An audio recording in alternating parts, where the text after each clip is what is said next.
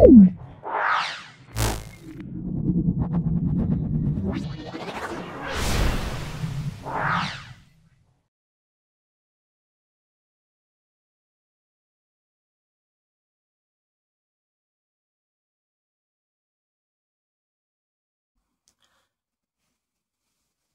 আমরা ভৌত বিজ্ঞানের একটা সেট প্র্যাকটিস করাচ্ছি, যেটা 2024 থার্ড সামেটিভ পরীক্ষায় পড়েছে। পরীক্ষার প্রশ্ন। খুব ভালো করে ভিডিওটা দেখো, ভালো লাগলে একটা লাইক করবে। যারা চ্যানেলটাকে এখনো সাবস্ক্রাইব করোনি, প্লিজ চ্যানেলটাকে সাবস্ক্রাইব করে দিও, বেল বাটনে ক্লিক করে দিও। চলে এসো আজকে ক্লাস 9-এর যে প্রথম প্রশ্নে বিকৃতির একক হলো, বিকৃতি হলো এককবিহীন রাশি। তারপর দেখো, একটি বস্তুর বেগ দ্বিগুণ হলে গতিশক্তি কত হবে? গতিশক্তি 4 গুণ হবে।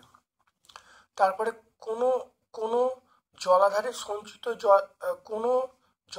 সঞ্চিত জলের শক্তি, এটা আমরা বলবো স্থিতিশক্তি।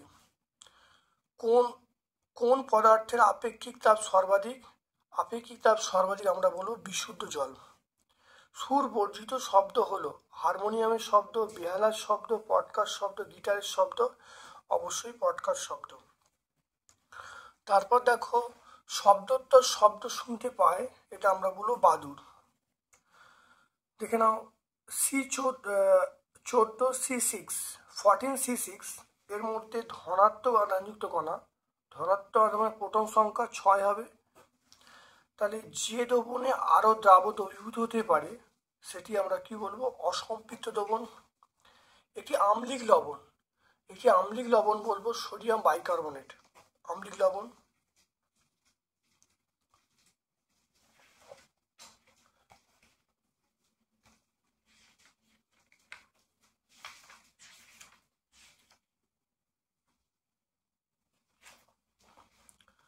তারপর দেখে নাও, একটি দ্রবণ লাল লিটমাসকে নীল করে।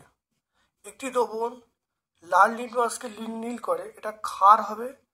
তাহলে ক্ষারের ধর্ম এটা, তাহলে আমরা বলবো 10 বলবো, অপশান বি।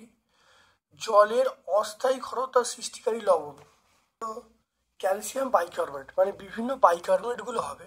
তাহলে এখানে অপশান আছে, সেটা হলো ক্যালসিয়াম বাইকার্বনেট। কলকাতার তুলনায় দার্জিলিংয়ে জলের স্ফুটনাঙ্ক, সেটা হবে বেশি হবে। চলে এসো ইনজেকশানে। দেখে নাও, ইনজেকশান দেওয়ার জন্য ব্যবহৃত জল, সেটা আমরা বলবো পাতিত জল বলবো। বায়ুশূন্য স্থানে 2-এর দাগের প্রশ্ন চলে এসো, বায়ুশূন্য স্থানে সাইফন কাজ করে কি? বায়ুশূন্য স্থানে সাইফন কাজ করে না। ভাসমান বস্তুর ওজন কত হবে? 0 হবে। তারপর দেখো, পৃথিবীর কেন্দ্রে স্থিতিস্থাপক স্থিতিশক্তি, এটা 0 হবে। কেন 0? কারণ সেখানে জি 0, কারণ আমরা জানি mgh। পৃথিবীর কেন্দ্রের সূত্র হলো -mgh। পৃথিবীর কেন্দ্রে আমরা বলবো -mgh। পৃথিবীর কেন্দ্রে জিটা 0, তাহলে জিটা 0 হওয়ার জন্য আমরা কি বলবো? পৃথিবীর কেন্দ্রে স্থিতিশক্তির পরিমাণ হলো 0। মনে রাখবে, স্থিতিস্থাপক স্থিতিশক্তির সমীকরণ হলো পৃথিবীর কেন্দ্রের দিকে সেটা -mgh, কিন্তু সেখানে জিটা, পৃথিবীর কেন্দ্রে জি এর মান 0, তাহলে m × 0 × h, তাহলে করলে কত? 0 হয়ে যাবে। তাহলে অ্যান্সার 0 হয়ে যাবে। তারপর দেখে নাও, m এবং 4m ভরের দুটো বস্তুর গতিশক্তির অনুপাত বলা আছে, তাহলে ভরবেগের অনুপাত কি হবে? দেখে নাও,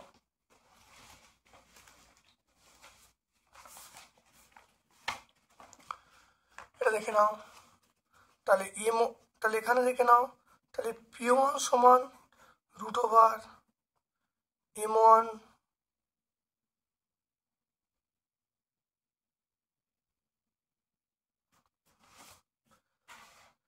দেখে নাও, m এবং 4m ভরের দুটো বস্তুর গতিশক্তি 2:1 বলা আছে, তাহলে ভরবেগ অনুপাত কি হবে? আমরা জানি p1 সমান m1e1, p1 সমান √m1e1, p2 সমান 2, এটা হলো আমরা লিখতে পারি P1 সমান √2m1 P2 সমান √2m2। তাহলে আমরা এক কাজ করছি, তাহলে P1/P2 করছি। P1/P2 করলে আমরা কি বলবো, √2m1 √2m2 এটা আমরা বলবো। এখান থেকে ভালো করে দেখে নাও, বলা আছে ভরবেগের অনুপাত চেয়েছে। তাহলে এটা m1, এটা 4m আছে। তাহলে দেখে নাও, এটা যদি এরকম করি, দেখো তাহলে 2m1/2m2 ইন্টু u1/2 কেটে গেল। m1/m2 অনুপাত দেখো বলা আছে, কত বলা আছে, 2m এবং 4m। আর গতিশক্তি বলা আছে 2:1। দেখে নাও, এটা হলো আমরা বলবো m এবং 4m। এটা বলা আছে কত, 2:1। তাহলে এটা কাটাকুটি করলে কত হবে, 2 হবে। তাহলে 1/√2। তাহলে আমরা বলবো P1:P2 সমান আমরা বলবো 1:√2। তাহলে অ্যান্সার পাবো 1:√2। এটা অ্যান্সার হয়ে গেল।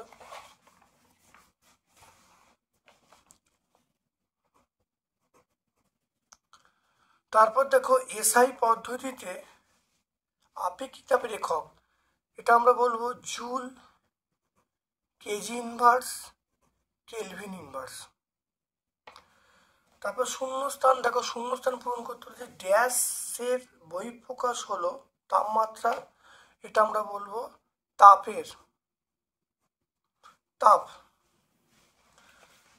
বা কেউ যদি শক্তি লেখে সেটা হবে। সনক কাকে বলে, অর্থাৎ শব্দের উৎসকে আমরা কি বলবো, শব্দের উৎসকে সনক বলে। কম্পাঙ্কের একক আমরা বলবো হার্জ, HZ। শূন্যস্থানে শব্দের বেগ, শূন্যস্থানের বেগ নেই। তারপর দেখো বিকৃতির কোনো একক নেই, এটা সত্য, একক নেই, মাত্রা নেই। প্লবতা কোন দিকে কাজ করে, বলবে বস্তুর ওজনের উল্টো দিকে। তাহলে বস্তুর ওজনের বিপরীতে প্লবতা কাজ করে, বস্তুর ওজনের বিপরীতে। কার্যহীন বলের উদাহরণ আমরা বলবো অভিকেন্দ্র বল,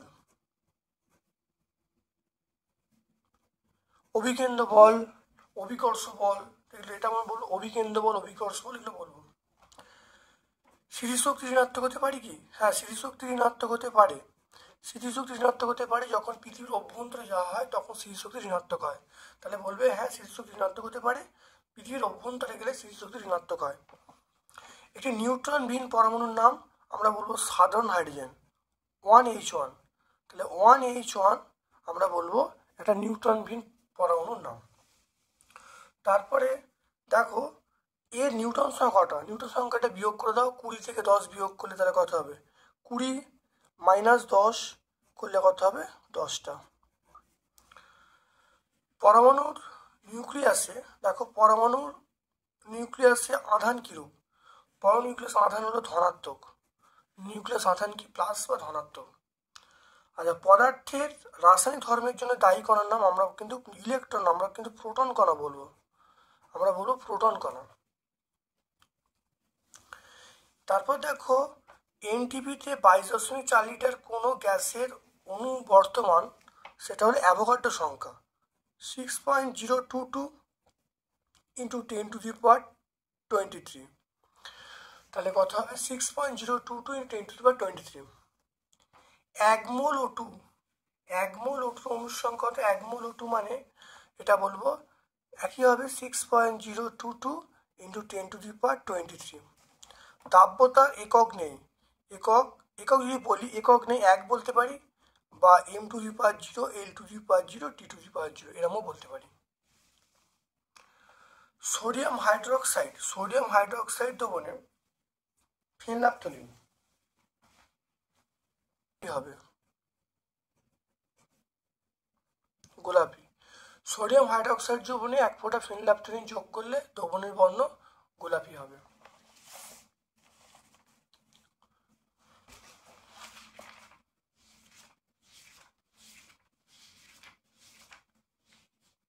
একটি সমিত লবণের উদাহরণ। সমিত লবণের উদাহরণ আমরা কি বলবো? এটি সমিত লবণের উদাহরণ, এটা আমরা বলবো NaCl, সোডিয়াম ক্লোরাইড। এটি সমিত লবণ উদাহরণ। জল দূষণের দুটো কারণ।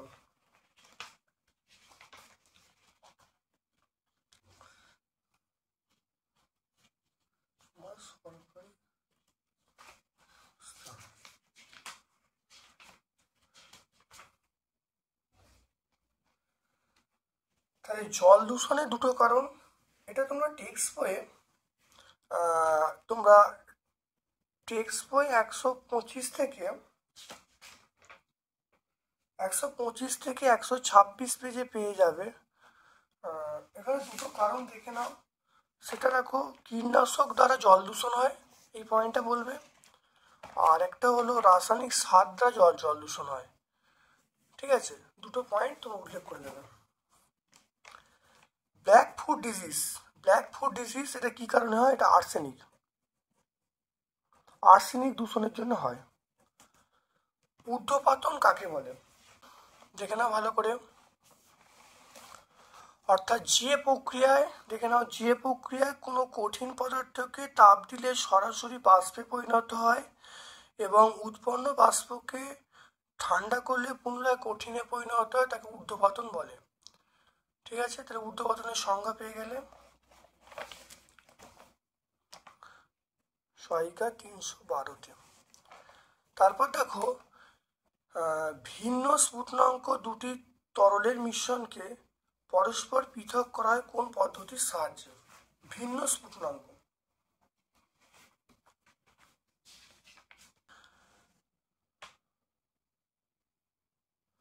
দেখে না, আংশিক পাতন। দেখো এখানে কম স্ফুটনাঙ্ক বেশি স্ফুটনাঙ্ক আছে, পৃথক করা হচ্ছে, তাহলে আমরা বলবো আংশিক পাতন। এটা বলবো আংশিক পাতন। তারপর চলে এসো 3-এর দাগের প্রশ্ন, যেগুলো 2 নম্বর করে আছে।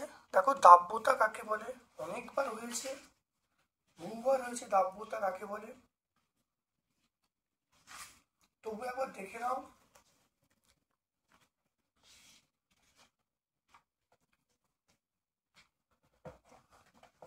দেখে নাও, নির্দিষ্ট উষ্ণতায় 100 গ্রাম দাবককে সর্বাধিক যত গ্রাম দাবক দ্রবীভূত হয়ে সম্পৃক্ত দ্রবণ তৈরি করে, সেই সংখ্যাকে ওই উষ্ণতার দাব্যতা বলে।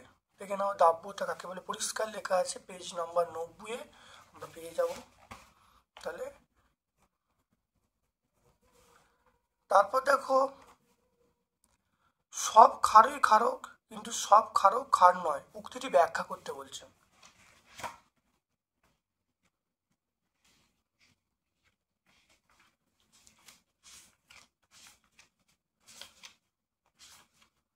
দেখে নাও, যেসব ক্ষারক জলে দ্রবীভূত হয়ে হাইড্রক্সিল আয়ন উৎপন্ন করে সেগুলিকে আমরা ক্ষার বলবো। যেমন Na2O, K2O, CO, এগুলো সব আমরা কি বলবো? ক্ষার বলবো। এবং এই সকল যৌগগুলি যদি জলে দ্রবীভূত হয় তাহলে প্রথমত হলো, অর্থাৎ যে সকল ক্ষারক জলে দ্রবীভূত হয়ে আয়ন উৎপন্ন করে তাদেরকে আমরা ক্ষার বলবো। যেমন N2O, K2O, CO, NaOH, এগুলো। আর এই যৌগগুলি যদি জলে দ্রবীভূত হয়ে OH মাইনাস আয়ন উৎপন্ন করে, আমরা তাদেরকে কি বলবো? ক্ষার বলবো। যেমন দেখো, জলে দ্রবীভূত হচ্ছে, তাহলে আমরা কি বলবো? বুঝতে পারলে? এবার দেখো, অপরদিকে ধাতব হাইড্রক্সাইড জলে অদাব্য এবং জলীয় দ্রবণে হাইড্রক্সিল উৎপন্ন করে না, সেগুলি ক্ষার বলা যায় না। অর্থাৎ যেমন ZNO, LOH3 এগুলো বলতে পারি। তাহলে আমরা সিদ্ধান্ত গ্রহণ করতে পারি যে এগুলো হাইড্রক্সিল উৎপন্ন করতে পারছে না, তাহলে এগুলো ক্ষারক হলেও কিন্তু ক্ষার নয়। সুতরাং বলা যায় যে সুতরাং বলা যায় যে সব ক্ষারই ক্ষারক, কিন্তু সব ক্ষারক ক্ষার নয়। এটা আমরা কত পাবো? এটা আমরা টেক্সট বই 98, 99-এ আমরা পাবো। তারপর দেখো মিথাইল অ্যালকোহল এবং জলের মিশ্রণ। মিথাইল অ্যালকোহল জলের মিশ্রণ থেকে কিভাবে মিথাইল অ্যালকোহল পৃথক করা যাবে? জল এবং ক্লোরোফর্ম যেভাবে পৃথক করা যায়, জল এবং ক্লোরোফর্ম দেখো যেভাবে পৃথক করা যাচ্ছে, এবং জল বা কার্বন টেট্রাক্লোরাইড যেভাবে পৃথক করা যাচ্ছে, সেই প্রসেসে আমরা পৃথক করব জল এবং মিথাইল অ্যালকোহল। তাহলে বুঝতে পারলে? তাহলে বিওজি ফানেলের সাহায্যে এইখান থেকে এটা লিখে দেবে, লিখে দিলে হয়ে যাবে। সহায়িকায় আমরা পাবো 317। 317 আমরা উত্তরটা পেয়ে যাব। আংশিক পাতন কাকে বলে?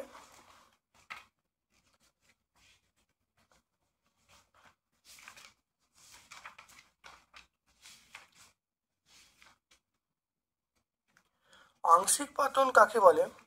অর্থাৎ দেখে নাও, যে পদ্ধতিতে 2 বা ততোধিক জলের সমসত্ব মিশ্রণ থেকে, যে পদ্ধতিতে 2 বা ততোধিক তরলের সমসত্ব মিশ্রণে তাপ প্রয়োগ করে অপেক্ষাকৃত কম স্ফুটনাঙ্কের তরলকে প্রথমে পাতিত করা হয়, পরে বেশি স্ফুটনাঙ্কের তরলকে পর্যায়ক্রমে পাতিত করা হয়, তখন সেই প্রক্রিয়াকে আমরা বলবো আংশিক পাতন বলবো।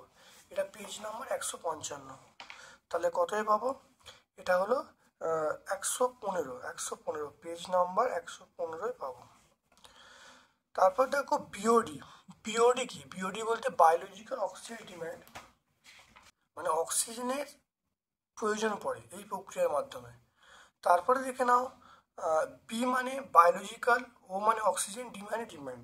তাহলে বায়োলজিক্যাল অক্সিজেন ডিমান্ড অর্থাৎ যদি কোনো জলাশয়ে অত্যাধিক শৈবালের বৃদ্ধি ঘটে, তখন সে অবস্থায় অক্সিজেনের প্রয়োজন হয়ে পড়ে। এই ঘটনাকে আমরা বিওডি বলবো। জলে কলিফর্ম কাউন্ট বলতে কি বোঝো? এবার কলিফর্ম কাউন্ট দেখে নাও। ইকোলাই হলো এক ধরনের ব্যাকটেরিয়া, মানব শরীরে প্রধানত খাদ্যনালীতে থাকে।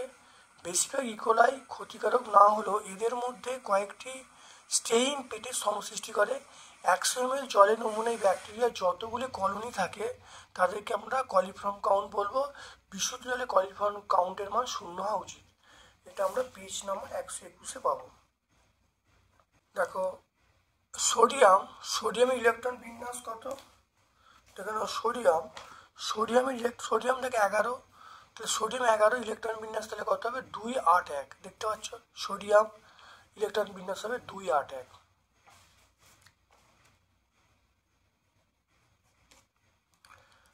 9 গ্রাম জলে অণুর সংখ্যা কত হবে? এরকম অঙ্ক বহুবার হয়েছে, অনেকবার হয়েছে, তবে আবার দেখে নাও।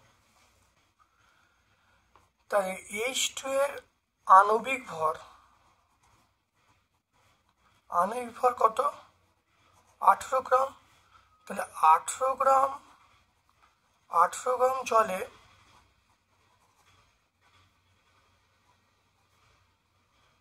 18 গ্রাম জলে অণুর সংখ্যা আমরা কত বলবো? 6.022 × 10⁻23t। 18 গ্রাম জলে অণুর সংখ্যা। 1 গ্রাম জলে অণুর সংখ্যা কত হবে? 6.022।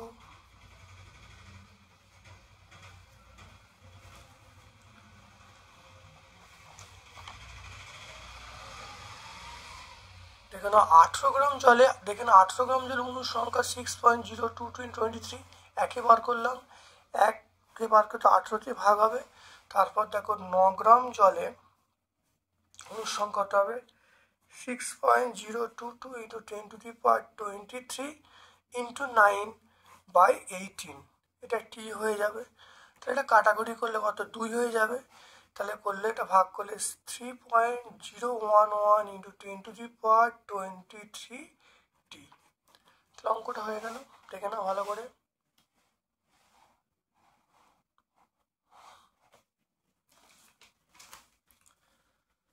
তারপর দেখে নাও জল দূষণ রোধে তোমার করণীয় কি, এটা মনে রাখতে হবে। 1 নম্বর পয়েন্ট হলো, 1 নম্বর পয়েন্ট তোমরা বলবে যে কৃষি জমিতে বেশি পরিমাণে জৈব সার ব্যবহার করতে হবে, নাম্বার 1। নাম্বার 2 হলো যাতে জলে অপদ্রব্য বা বর্জ্য পদার্থ না পড়ে সে ব্যাপারে অত্যন্ত কার্যকরী ভূমিকা গ্রহণ করতে হবে। 8টা দেখো ক্যালোরিমিতির মূলনীতি দেখে নাও। ভিন্ন তাপমাত্রা দুটো বস্তুকে পরস্পরের সংস্পর্শে রাখা হলে দুটো বস্তুর মধ্যে তাপের আদান প্রদান হবে। যদি অন্য কোনোভাবে তাপের অবক্ষয় না হয় তাহলে উষ্ণতর বস্তু কর্তৃক বর্জ্য তাপ সমান শীতলতর বস্তু কর্তৃক গৃহীত তাপ। এটাকেই বলা হয় ক্যালোরিমিতির মূলনীতি। এটা আমরা পাবো টেক্সট 142 পেজে।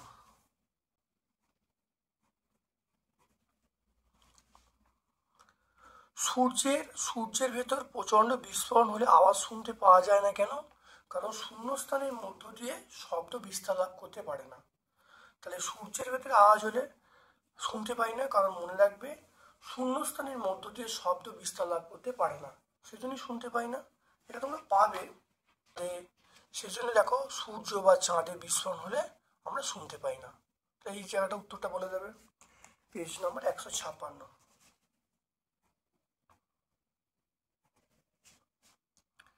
তারপর দেখো রাদারফোর্ডের পরমাণু মডেলে দুটো বিচ্যুতি বা দুটো ত্রুটি বলতে বলছে।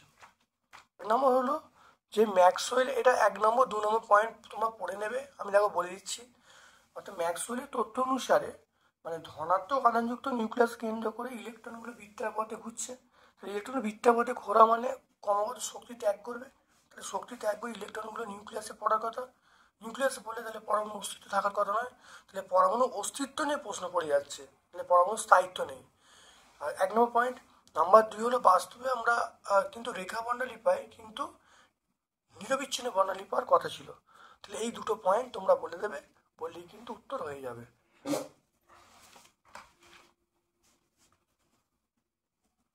হুকের সূত্র স্থিতিস্থাপক সীমার মধ্যে পীড়ন ও বিকৃতি পরস্পর সমানুপাতিক হয়।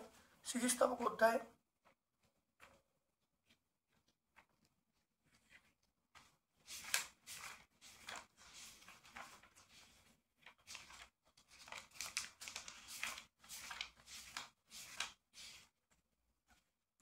দেখে নাও। হুকের সূত্র দেখে নাও, স্থিতিস্থাপক সীমার মধ্যে পীড়ন বিকৃতি পরস্পর সমানুপাতিক। তাহলে পীড়ন প্রবর্তন বিকৃতি, তাহলে পীড়ন বা বিকৃতি সমান ধ্রুবক। এই ধ্রুবককে আমরা স্থিতিস্থাপক গুণাঙ্ক বলবো। তাহলে পেজ নাম্বার 59। তলে পৃষ্ঠটান কাকে বলে?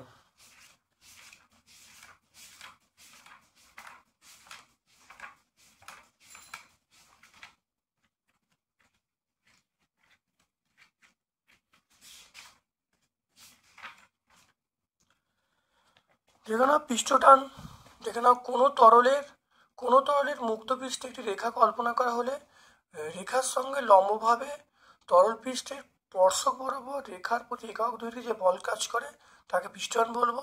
পৃষ্ঠটানের এসআই একক হলো নিউটন পার মিটার আর সিজিএস একক হলো ডাইন পার সেন্টিমিটার। তাহলে এটা আমরা কতই পাবো? 54 পেজে পাবো। তারপর দেখো রৈখিক ভরবেগের সংরক্ষণ সূত্র বিবৃত করতে বলছে। দেখে নাও বাইরে থেকে, খুব ভালো করে দেখে নাও, বাইরে থেকে বল প্রয়োগ না করা হলে দুই বা ততোধিক বস্তুর পারস্পরিক ক্রিয়া প্রতিক্রিয়ার ফলে যে কোনো দিকে মোট রৈখিক ভরবেগ সর্বদা অপরিবর্তিত থাকবে। এটা আমরা পেজ নাম্বার 40-এ পেয়ে যাব।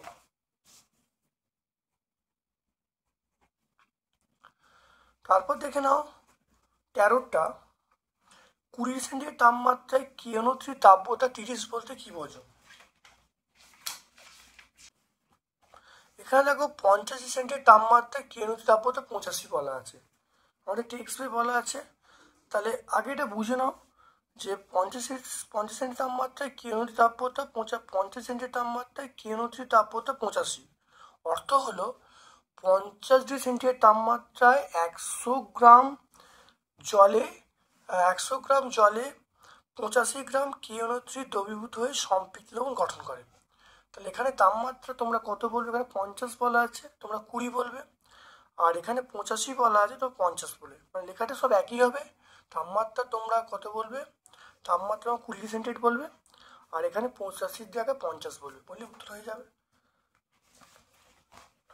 এটা তোমরা পাবে পেজ নাম্বার 90-এ পাবে। তারপর দেখো অম্লবৃষ্টির কারণ কি?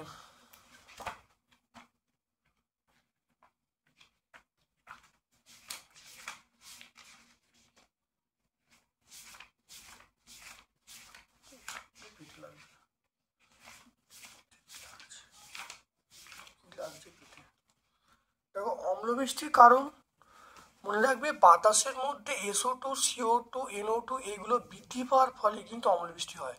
তাহলে বাতাসের মধ্যে sulphur dioxide, carbon dioxide, nitrogen dioxide এগুলো কিন্তু বৃদ্ধি পাচ্ছে। এগুলো কোথায় সৃষ্টি হচ্ছে? দেখো তাপবিদ্যুৎ কেন্দ্র, তৈল শোধনাগার, ধাতু নিষ্কাশন থেকে এগুলো সব সৃষ্টি হচ্ছে। এইগুলো বাতাসের সঙ্গে মিশে থাকছে, বৃষ্টির জলের সঙ্গে বিক্রিয়া করে সেটা অম্লবৃষ্টির সৃষ্টি হচ্ছে। তাহলে আমরা এইখান থেকে এইটুকু বলে দেবো, বললে উত্তর চলে আসবে। পেজ নাম্বার 108-এ এটা আমরা কতই পাবো? এটা পেজ নাম্বার 108-এ পেয়ে যাব। দেখো ক্ষরতার কারণ কি, খুব ভালো দেখে নাও।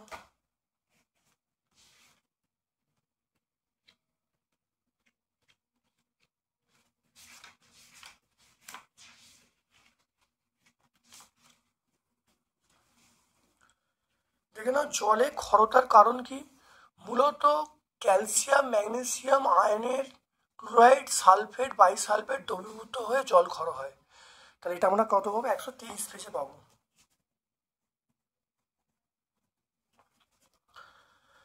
তারপর দেখো দুটি বস্তুর ভর, একটি বস্তুর ভর m বলা আছে, গতিশক্তি E বলা আছে। এটা প্রমাণ করতে বলছে P/2 এটা তোমরা অনেকবার পাবে। দেখবে আমাদের কার্যক্ষমতা শক্তি প্লেলিস্ট আছে, সেই প্লেলিস্টে এই উত্তরটা পেয়ে যাবে। এটা নতুন করে করে দেখাচ্ছি না, তোমরা অবশ্যই পেয়ে যাবে। কার্যক্ষম শক্তি প্লেলিস্ট আছে, সেই প্লেলিস্টে তোমরা অবশ্যই পেয়ে যাবে। 4-এর 1-টা দেখো তরলের কোনো বিন্দুতে চাপের রাশিমালা নির্ণয় করতে। খুব ইম্পর্টেন্ট প্রশ্ন, দেখে নাও। এটা মনে করি পাত্রে D ঘনত্বের তরল আছে, এই গভীরতা একটা বিন্দু M নেওয়া হলো। এবার M বিন্দুর চারিদিকে একক ক্ষেত্রফল কল্পনা করা হলো। এবারে দেখো একটা চোঙ কল্পনা করা হলো ভেতরে। এবার এ ক্ষেত্রফল বিশিষ্ট এই লম্ববৃত্তাকার চোঙের মধ্যে তরলের ওজন নিচে দিয়ে কাজ করবে। তাহলে আমরা বলবো যে তরল স্তম্ভের ওজন কত হবে? চোঙের আয়তন ইন্টু ঘনত্ব ইন্টু জি, তাহলে HdG। তাহলে M বিন্দু তরলের চাপ কী হবে? P/F/A। এফের মান বসিয়েছি, বাই ইয়ে করলাম, তাহলে HdG। তাহলে মানে এই বিন্দুতে M বিন্দু তার তরলের চাপ কী হবে? HdG। তাহলে তরলের চাপ নির্ভর করে 3টে বিষয়ের ওপরে, H-এর ওপরে, G-এর ওপরে আর D-এর ওপরে। H মানে গভীরতা, D মানে তরলের ঘনত্ব, G মানে তরলটা, অভিকর্ষ ত্বরণটা। তাহলে আমরা এটা পেয়ে যাব পেজ নাম্বার 47-এ পেয়ে যাব।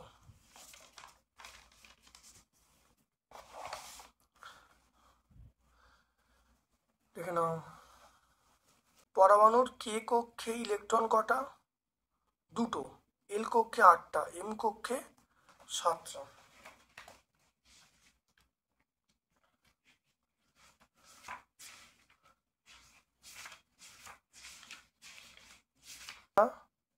এটা আমরা ক্লোরিন। তাহলে কটা হবে? 2টো, 8টা, 7টা। এটা পরমাণু ক্রমাঙ্ক কত হবে? পরমাণু ক্রমাঙ্ক হবে আমরা বলবো 17। এটা যোগ করে দেবো, 2, 8 আর 7, এটা যোগ করলে কত? 17 বলবো। তাহলে এবার বলা আছে মৌলটার যোজ্যতা কত, মানে যোজ্যতা। তাহলে যোজ্যতা মানে 1 হবে, তাহলে যোজ্যতা 1 হবে। মৌলটা ধাতু না অধাতু?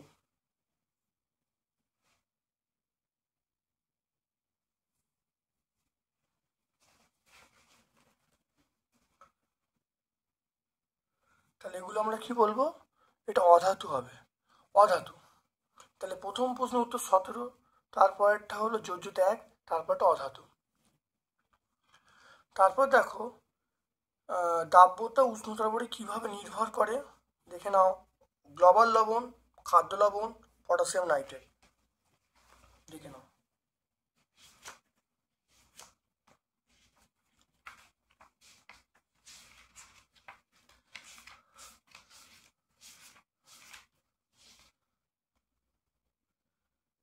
দেখে নাও, প্রথম দেখে নাও গ্লোবাল লবণ, দেখো প্রথমে বাড়ে পরে কমে। গ্লোবাল লবণ এইটা, প্রথমে দেখো বাড়ছে পরে কমছে, দেখতে পেলে। নাম্বার 2 দেখো বলা আছে কি খাদ্য লবণ। খাদ্য লবণ প্রায় একই থাকে, তাপমাত্রা বেড়ে খাদ্য লবণ তাপমাত্রা বৃদ্ধি প্রায় একই থাকে। তারপর চলে এসো পটাশিয়াম নাইট্রেট, দেখে না পটাশিয়াম নাইট্রেট, পটাশিয়াম দেখো তাপমাত্রা বৃদ্ধিতে পটাশিয়াম নাইট্রেট দাব্যতা বৃদ্ধি পাচ্ছে। তাহলে 3টে উত্তর পেয়ে গেলাম। তাহলে আমরা এটা কোথায় পেয়ে যাবো, 91 পেজে পেয়ে যাবো। তাহলে 91। তারপর দেখো চাষের জমি আম্লিক হয় কেন। চাষের জমি আম্লিক হয় কেন?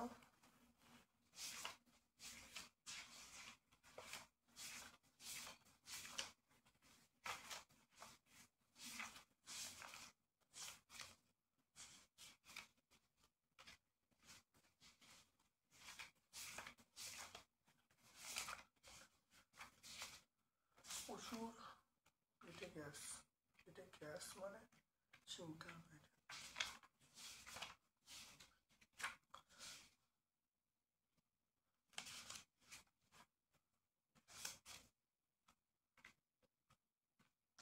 মা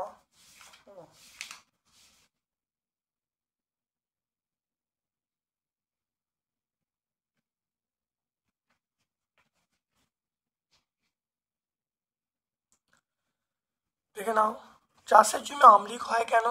কৃষিকার্যে সালফেট নাইট্রেট জাতীয় সার ব্যবহার করার ফলে জমিতে অম্লতা বৃদ্ধি পায়, ফলে অম্লের প্রভাব জমির অম্লত্ব বৃদ্ধি পায়। তাহলে উত্তর পেয়ে গেলাম আমরা, চাষের জমিতে সালফেট নাইট্রেট জাতীয় সার ব্যবহার করার ফলে জমির অম্লত্ব বৃদ্ধি পায়, আর এই অম্ল বৃষ্টির প্রভাবও মাটির অম্লতা বৃদ্ধি পায়। বুঝতে পারলে? তাহলে এটা তাহলে আমরা কোথায় পাবো, এটা পেজ নাম্বার 107-এ পাবো। এটা আমরা এই উত্তরটা 107 পেজে পাবো। এই আম্লিকতা হলে কি অসুবিধা এবং কি অবস্থায় জমিকে যোগ্য করা যেতে পারে, এই পুরো উত্তরটি আমাদের বলতে হবে। এবার দেখে নাও, তাহলে এই ধরনের অম্লযুক্ত মাটি চাষের কাজে উপযোগী নয়, চাষের কাজে উপযোগী নয়। তাই অতিরিক্ত অম্লকে প্রশমিত করার জন্য আমরা ক্ষারকীয় অক্সাইড বা পোড়াচুন মেশানো হয়। যে মাটির পিএইচ 7-এর কাছাকাছি হয় সেটা প্রশম প্রকৃতির হয় এবং তখন শাক সবজি ডাল জাতীয় এগুলো চাষ করার ক্ষেত্রে উপযোগী হয়। তাহলে আমরা এই কৃষিকাজ থেকে শুরু করে এই উপযোগী বা ভালো পর্যন্ত বললেই সব উত্তরটা হয়ে যাবে। এই টোটাল উত্তরটা আমরা কতই পাবো, 107 পেজে পেয়ে যাব। তারপর দেখো মানুষের পাকস্থলী থেকে কোন অ্যাসিড নিঃসৃত, এটা আমরা HCl বলবো। মানুষের পাকস্থলী থেকে নিঃসৃত HCl। তাহলে পাকস্থলী অতিরিক্ত অ্যাসিড পরিমাণ নিঃসৃত হলে কি অসুবিধা হয়, আমাদের অ্যাসিড হয় বা অম্বল হয়। তাহলে অতিরিক্ত অ্যাসিড হলে আমাদের অম্বল বা অ্যাসিড হয়, এটা লিখলে হয়ে যাবে। অবাধে পতনশীল বস্তু যান্ত্রিক ধ্রুবক, এটা আমাদের প্লেলিস্টে আছে, কার্যসূচি প্লেলিস্টে আছে, খুব ইম্পর্টেন্ট প্রমাণ। যাদের পরীক্ষা হয়নি তাদের জন্য এটা অত্যন্ত ইম্পর্টেন্ট প্রমাণ, খুব ভালো করে মনে রাখবে। আমাদের প্লেলিস্ট দেখবে, কার্যক্ষমতা শক্তিটা প্লেলিস্ট আছে ক্লাস 9-এর, সেখানে তোমার দেখবে সুন্দর করে করা আছে, অনেক ছোট করে গুছিয়ে করা আছে, খুব ভালো করে দেখে নেবে। তারপর দেখে নাও 100 গ্রাম ভরের কোনো বস্তুর তাপমাত্রা 25 ডিগ্রি সেন্টিগ্রেড থেকে 35 সেন্টিগ্রেড করা হলো, 25 সেন্টিগ্রেড থেকে 25 ডিগ্রি সেন্টিগ্রেড থেকে 35 ডিগ্রি সেন্টিগ্রেড করা হলো এবং 12 ক্যালোরি তাপ প্রয়োগ করা হলো। তাহলে উপাদানের আপেক্ষিকতা কত হবে দেখে নাও। তাহলে এম এর মান বলবো 10 গ্রাম। তাপমাত্রা কত, তাপমাত্রা বলবো 35 ডিগ্রি থেকে 25 ডিগ্রি সেন্টিগ্রেড, এটা বিয়োগ করলে কত হবে, 10 ডিগ্রি সেন্টিগ্রেড হবে। ক্যালোরি এইচ সমান আমাকে বলা আছে 12 ক্যালোরি। এবারে এস চাইছে। আমরা জানি এইচ সমান কি বলতো, এইচ সমান এমএসটি। এম এর মান 12 বলছে, এই এইচ এর মান 12, এম এর মান 10, এস এর মান চাইছে, টি এর মান কত দেখো, টি এর মান দেখো এখানে বলা আছে টি এর মান 10, এম এর মান 10, টি এর মান 10। তাহলে হয়ে গেল। এখান থেকে দেখে নাও তাহলে এস এর মান কত হবে, এস এর মান মানে 12/10 × 10। তাহলে এখানে আমি বলে দেবো তাহলে 12/100। তাহলে 12/100 মানে আমরা বলবো এটা 1 2। তাহলে অতএব বস্তুর আপেক্ষিক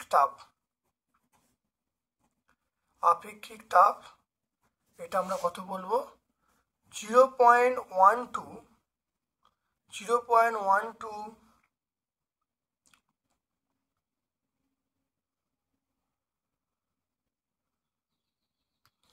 ক্যালোরি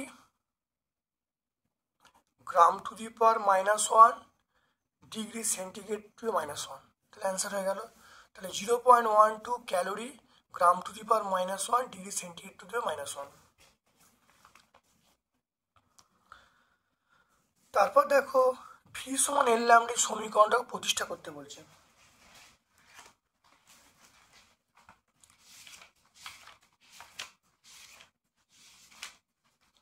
এটা তোমরা 159 পেজে পেয়ে যাবে। দেখো কোনো তরঙ্গদৈর্ঘ্য ল্যামডা, কম্পাঙ্ক এন, তরঙ্গবেগ ভি হলে সুতরাং মাধ্যমের কোনো একবার পূর্ণ কম্পন সম্পন্ন করে সময় নেয়, সেই সময় ল্যামডা দূরত্ব অতিক্রম করে। তাহলে কণাটি যে সময়ে এন বার পূর্ণ কম্পন সম্পন্ন করতে পারে সেই সময় তরঙ্গ মাধ্যমের মধ্যে এন ল্যামডা পথ অতিক্রম করতে পারে। অর্থাৎ এন পূর্ণ কম্পনের জন্য যদি 1 সেকেন্ড সময় লাগে তাহলে 1 সেকেন্ড সময়ে তরঙ্গ মাধ্যমের মধ্য দিয়ে এন ল্যামডা দূরত্ব যাবে, তাহলে আমরা বলবো ভীষণ এন ল্যামডা। তো এটা পুরোটা বলে দেবো, এটা 159 পেজে আছে, তোমরা প্রমাণটা পেয়ে যাবে। এটা পেজ নাম্বার 159।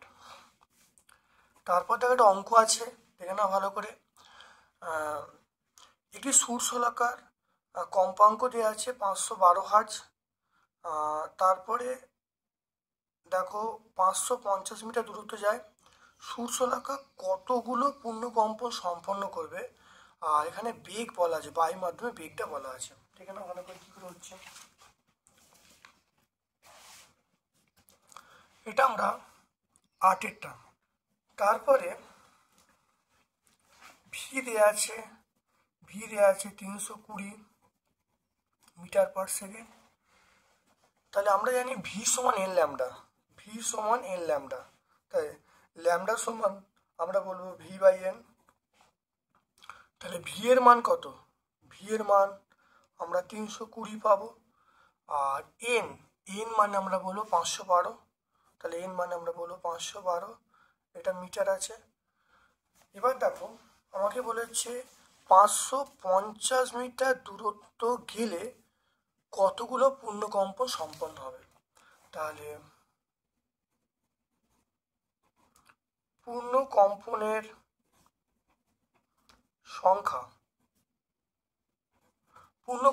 সংখ্যা কত হবে, এখানেও 550 আছে। তাহলে 550 বাই এই ল্যামডাটা 550 বাই আমরা বলবো 320/512। তাহলে এটা উপরে উঠে যাবে 512, এটা করলে যা আসবে।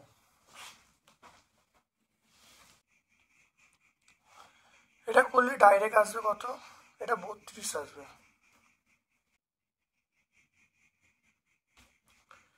এটা গুণ করলে আসবে 880। তাহলে পূর্ণ কম্পনের সংখ্যা 880টি। তাহলে এখানে দেখে নাও ভীষণ এন ল্যামডা করা হয়েছে, ল্যামডা বার করা হয়েছে, আর পূর্ণ কম্পনের সংখ্যা বার করার জন্য যে দূরত্ব দেওয়া আছে সেই দূরত্বকে ল্যামডা দিয়ে ভাগ করলে আমরা পূর্ণ কম্পনের সংখ্যা পেয়ে যাবো। তাহলে উত্তর হবে 880টি। তাহলে আজকে আমরা তাহলে এই কোশ্চেনটা যেটা এবারে পরীক্ষায় থার্ড সামিটিভ পরীক্ষায় এসেছে সম্পূর্ণ সলভ করলাম। ভিডিওটাকে অবশ্যই লাইক করবে, যারা চ্যানেলটাকে সাবস্ক্রাইব করোনি প্লিজ চ্যানেলটা সাবস্ক্রাইব করে দেবে, বেল বাটনে ক্লিক করে দেবে। আমার পক্ষ থেকে সকলকে ধন্যবাদ এবং শুভকামনা জানাচ্ছি। Thank you.